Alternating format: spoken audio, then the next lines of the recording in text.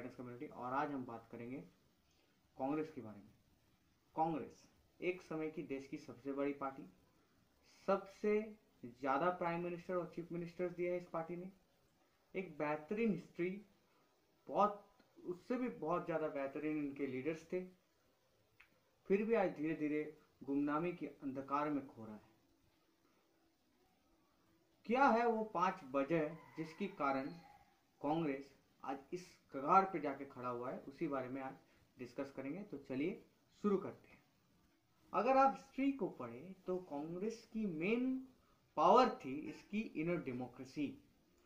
शुरुआती दिनों में ही कांग्रेस में बहुत ज़्यादा पावरफुल इंटेलेक्चुअल लोगों का समागम हुआ था। आप रविंद्रनाथ टैगोर को पकड़ लीजिए, आप बोस को पकड़ लीजिए, पटेल को पकड़ लीजिए, गांधी, नेहरू, बहुत से ऐसे लीडर्स की समागम हुई थी जो अपने आप में एक इंटेलेक्चुअल्स, बहुत बड़े लेवल के इंटेलेक्चुअल्स थे। लेकिन अब जाहिर सी बात है इन लोगों में म्यूचुअल अंडरस्टैंडिंग तो थी, लेकिन कुछ कुछ जगह पे इनकी मत आपस में टकराते हैं, तो बहुत सारे कॉन्फ्लिक्ट्स भी देखने को मिले।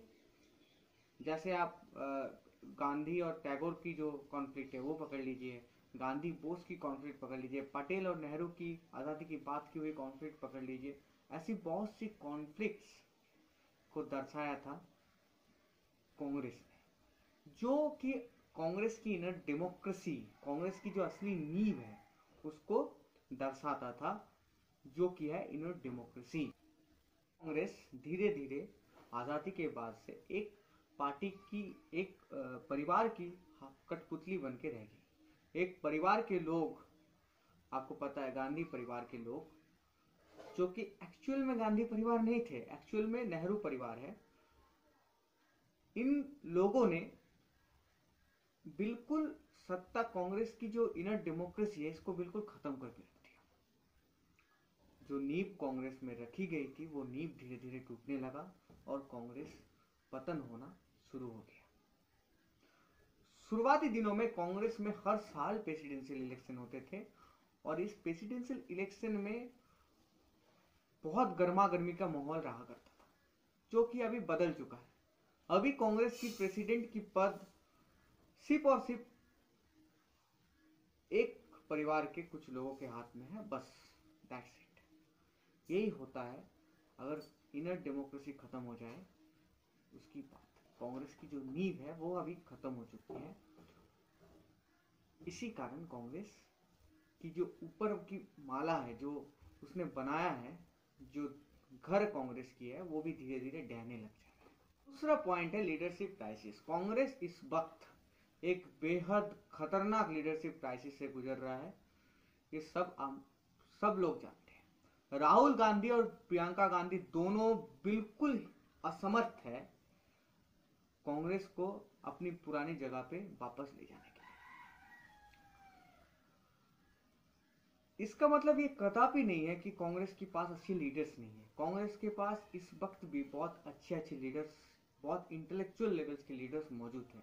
आप सचिन पायलट को ले लीजिए, आप कन्हैया कुमार को ले लीजिए, ऐसे बहुत से लीडर्स हैं कांग्रेस के पास। लेकिन कांग्रेस की जो मेन बागडोर है, अगेन वो सोनिया गांधी के हाथ में है।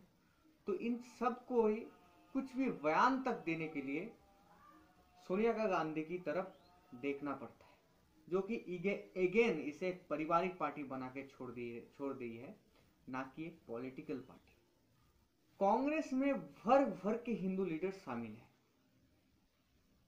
लेकिन फिर भी अभी कांग्रेस की इमेज एक हिंदू अगेंस्ट इमेज है, एंटी हिंदू इमेज।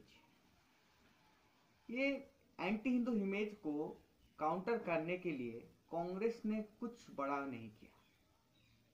कांग्रेस इसका काउंटर करने में बिल्कुल असमर्थ है, जिसके कारण इन्होंने मेजोरिटी को अपना दुश्मन बना चुका है, मेजोरिटी को अपना दुश्मन बना लिया है, जो अगेन कांग्रेस के लिए कोई अच्छी बात तो है नहीं। और कांग्रेस की जो वोटिंग परसेंटेज है वो धीरे धीरे कमती जा रही है। कांग्रेस की जो पॉपुलैरिटी है वो धीरे धीरे खत्म होते होते आज बिल्कुल खत्म होने के कगार पे खड़ा है, एकदम मुहाने पे खड़ा हो चुका है। कांग्रेस ऐसा नहीं है कि अपने राज्य में कोई गुल नहीं खिलाई, कुछ नहीं किया, बहुत इनोसेंट पार्टी, ऐसा नहीं है। कांग्रेस भी बहुत गुल खिलाई है दोस्त। आप सिख राइट्स ले लीजिए, आप कश्मीर इलेक्शन ले लीजिए 1990s में। कांग्रेस की ऐसी हजारों हजारों डार्क साइड्स है जो आज इंडियंस की दिमाग में बैठ चुका है, जो आज भारतीयों के हर एक इंडियंस के दिमाग में बैठ चुका है, जो अगेन कांग्रेस की जो बची कुछ इमेज है उसको खत्म कर रही है। कांग्रेस को लोग भूल जा रहे हैं, लोग एक डार्क इमेज बना चुका है कांग्रेस की इस दिमाग। ऊपर से कांग्रेस की जो मेन प्रेजेंस था सेवा दल, वो बहुत पहले ही कोलैप्स कर गया था। कांग्रेस की जो ग्राउंड प्रेजेंस है वो भी धीरे धीरे कमती जा रही है, जिसके कारण कांग्रेस को लोग भूल रहे हैं। कांग्रेस की इस हालत का और एक मेन वजह है कांग्रेस की एजेंडा और फेस की कमी।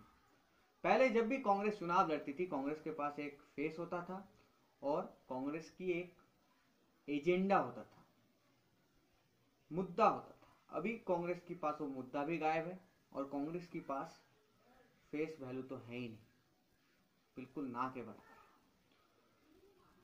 कांग्रेस क्या कर रही है? कांग्रेस, अगर आप यूपी चुनाव को ही देखें, कांग्रेस यूपी चुनाव में 6 महीने पहले एक्टिव हुई, बहुत बड़े बड़े रैलियां की गई, रिजल्ट आपके सामने है।